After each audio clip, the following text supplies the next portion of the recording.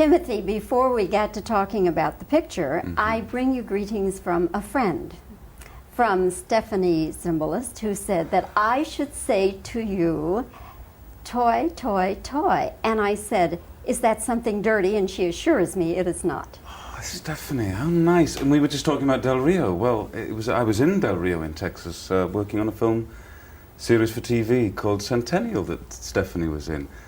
But I have to admit, I haven't a Toy, clue. toy, toy? What? Toy, toy, toy? She says it's good luck in Japanese. Oh, I see. Well, that's terrific then. Thanks. Thanks. Now, that's what she told me. If we hear from some Japanese person... I didn't know what you meant for a minute, Bobby.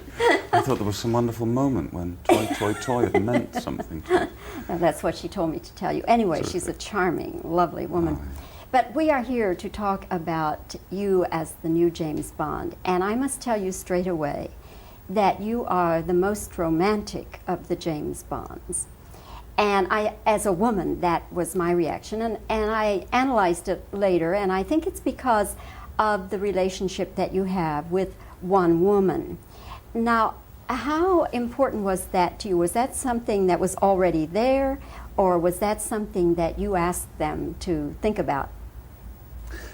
Well, I think it's always more or less been there, irrespective of the publicity hype that always shows Bond surrounded by beautiful ladies. I mean, that's great publicity, you know, but, well, it's great publicity if you know, like that sort of...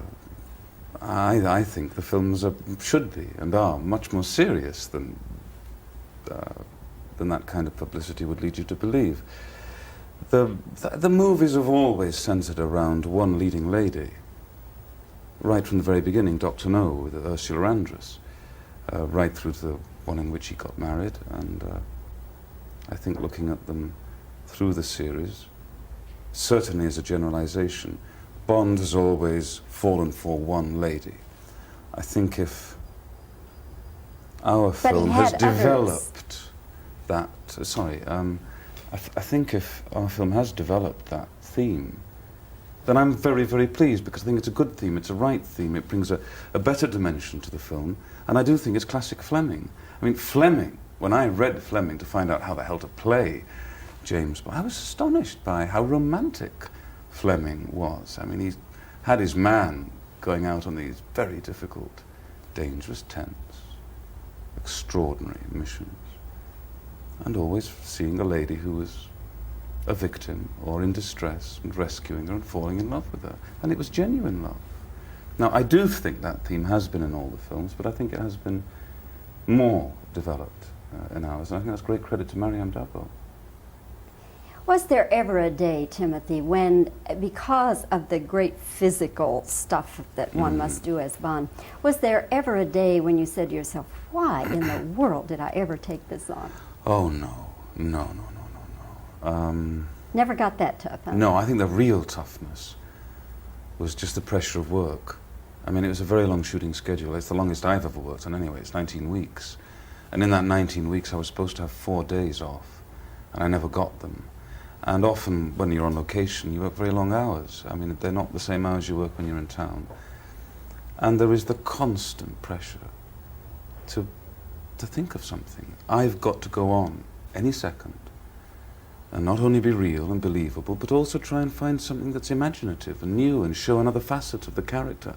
I've got to find ways of making him real and human and interesting and available to an audience. I've also got to find ways of, you know, handling what has to be done. And that's incessant, it's never ending. So, you know, week by week by week, that builds up. I think that was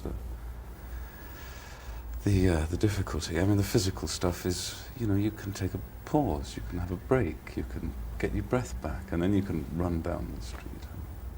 I can still run. I might be 40 years old, but I can run a bit and jump a bit, and at least well enough for the camera. You realize... Why do you keep laughing? You must realize that now you are going to be a worldwide famous face. Doesn't matter where you go anymore, unless you're in great disguise as an old woman or something, that you will be sought and recognized and so forth. Will you enjoy that kind of fame? I probably won't, to tell you the truth. I don't think it's not an uncommon phenomena. I think, I mean, there's a very famous television series named after the place where you come from, and many other television series that have worldwide acclaim, where the actors and actresses are in people's homes every week.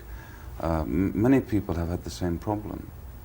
I wouldn't relish that, really, because